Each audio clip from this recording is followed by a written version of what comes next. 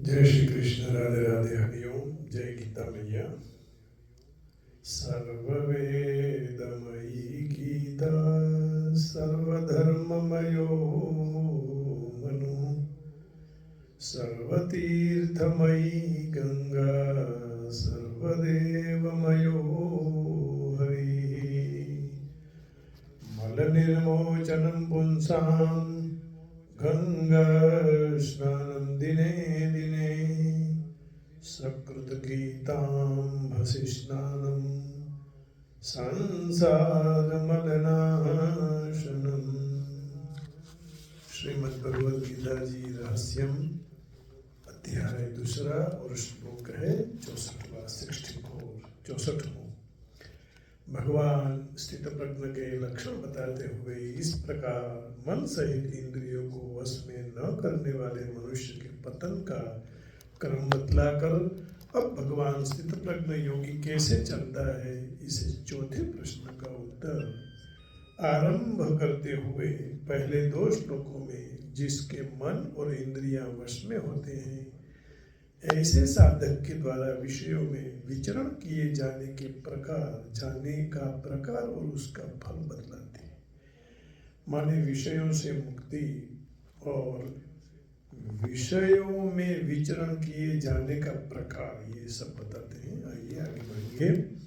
राग द्वेष युक्तैस्तु विषयानिन्द्रियैश्चरन्, आत्मवश्यैर्विधेयात्मा प्रसादमधिगच्छति। कहते हैं भगवान, परंतु अपने अधीन किए हुए अंतःकरण वाला साधक अपने वश में की हुई राग द्वेष से रहित इंद्रियों द्वारा विषयों में विचरण करता हुआ अंतःकरण की प्रसन्नता को प्राप्त करता है। माने जो इंद्रियों को वश में कर लेता है उसको ही मन की प्रसन्नता, अंतःकरण की प्रसन्नता प्राप्त होती है। अपने अधीन किए हुए अंतःकरण वाला, मैं जो कहूँ वैसे करना है, इंद्रिय जैसे कहे वैसे नहीं करना है। जैसे कोई सेठ कहता है वैसे करना है। नौकर कहे सेठ को, यदि सेठ ऐसे करने लग जाएंगे तो सेठ का नाश होने वाला है, डूब जाएगा।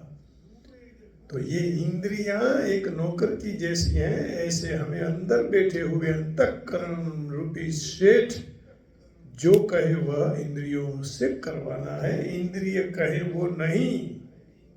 अब आइए यहाँ तू पद का क्या भाव है। पूर्व श्लोक में है जिसके मन इंद्रिय वश में नहीं है, ऐसे विषयी मनुष्य की अवनति का वर्णन किया गया। और अब दो श्लोकों में उससे विलक्षण जिसके मन इंद्रिय वश में किए हुए हैं, ऐसे विरक्त साधक की उन्नति का वर्णन किया जाता है। इस भेद का द्योतक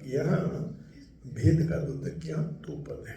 अब विधेयात्मा पद कैसे साधक का वाचक है, तो जिसका अंतःकरण भली भांति वश में किया हुआ है, ऐसे साधक का वाचक यहाँ विधेयात्मा पद है।